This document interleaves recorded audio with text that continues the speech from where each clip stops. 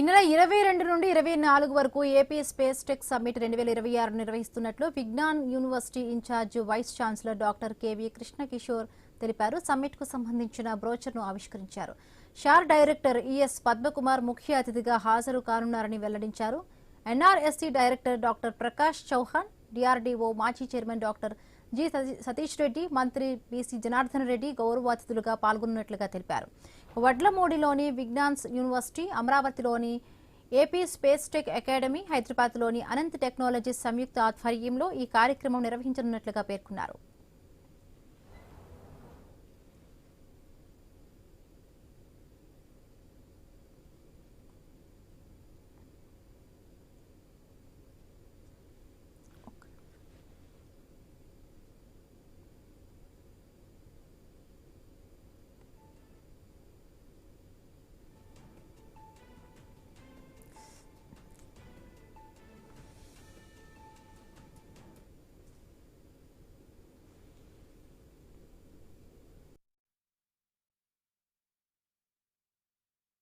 మనం cell phone వాడుతున్నాం. ఇప్పుడు ఈ సెల్ ఫోన్ కోసం కనిపెట్టిన టెక్నాలజీ కాదు, అది స్పేస్ టెక్నాలజీలో భాగంగా మనం సెల్ ఫోన్ టెక్నాలజీ వచ్చింది. అది ప్రజలందరికీ ఇప్పుడు ఉపయోగపడుతుంది.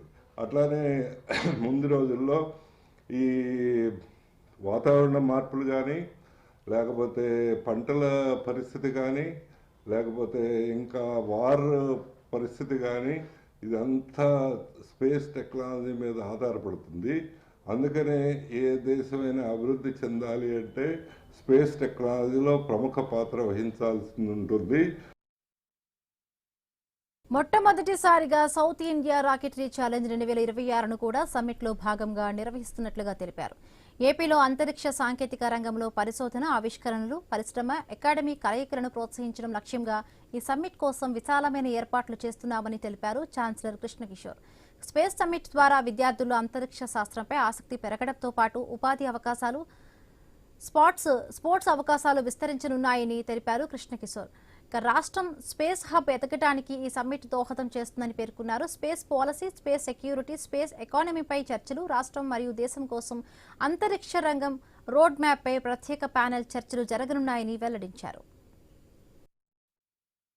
Science, technology, engineering and mathematics అంటే స్టెమ్ ప్రోగ్రామ్స్ అవగాహన పట్ల, ఎస్పెషలీ ఈ స్పేస్ ఇంజనీరింగు, రాకెటరీ ఇంజనీరింగు, వీటి మీద రాబోయే తరాలకు మనం ఎలాగ అవగాహన కల్పించాలి, వాళ్ళల్లో ఉండేటువంటి జిజ్ఞాసను ఎలా బయటికి తీయాలి, సో వాళ్ళల్లో ఎంత ఆసక్తి ఉంది, ఆసక్తి ఉన్న వాళ్ళని ఎలా మనం ముందుకు తీసుకెళ్లాలనే ఉద్దేశంతో ఈ రాకెటరీ ఛాలెంజ్ని స్టార్ట్ చేయడం జరిగింది.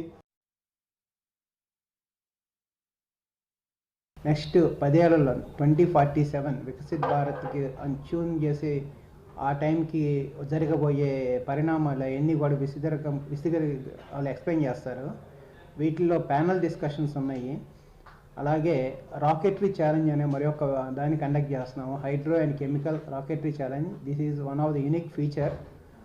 అండ్ వీఆర్ అండ్ మేము మరియు student project expo poster presentations కూడా కండక్ట్ చేస్తున్నాం. సుమారుగా ఒక 300 మంది స్టూడెంట్స్ వచ్చి పార్టిసిపేట్ చేస్తున్నారు.